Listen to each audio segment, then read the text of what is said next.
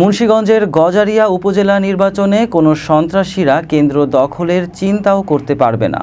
নির্বাচনের এক সপ্তাহ আগে থেকেই ডাকাত ও সন্ত্রাস কবলিত গুয়াগাছিয়া থাকবে আইন শৃঙ্খলা বাহিনীর কঠোর নজরদারিতে।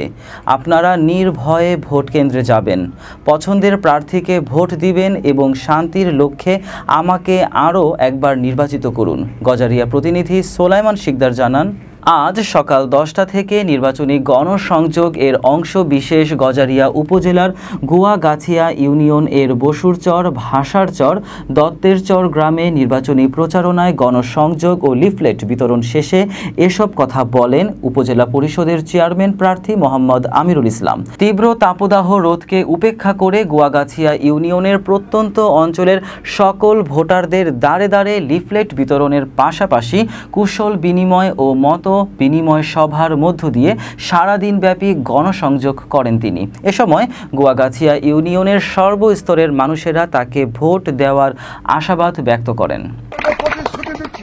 এই নদী পথ থাকবে কোস্টগার্ডের দখলে, আর এই পথটা পথ থাকবে শুধু পুলিশ, বিডিআর, র্যাবের পক্ষে থাকবে। ইনশাআল্লাহ প্রত্যেকেই ভোট দিতে পারবেন।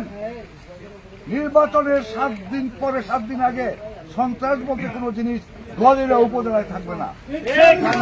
সারা বাংলাদেশে যদি একটা উপজেলার সুন্দর নির্বাচন হয়, সুষ্ঠু নির্বাচন হয়, ভালো নির্বাচন হয়, সেটা হবে গজারিয়া উপজেলা। আপনারা কোনো ক্ষেত্রে ভয় পাবেন না, ভয় পাওয়ার কারণ নাই। আওয়ামী লীগ চায় সুষ্ঠু নির্বাচন, মাননীয় প্রধানমন্ত্রী চায় সুষ্ঠু নির্বাচন। যারা সুষ্ঠু নির্বাচন চায় না, মানুষকে হুমকি ধমকি দেয়, যারা অনেক এলাকায় বাস করতে পারে না, বাইরে গিয়ে থাকে, তারা তো আওয়ামী লীগের পক্ষে না, সরকারের পক্ষে না, তারা সরকারের দুশ্মন, তাদের প্রতিহত করার দায়িত্ব সরকারের। এটাই হবে এবারকার নির্বাচন, এটাই প্রমাণিত হবে। আপনার সাহস থাকেন, আমি আমার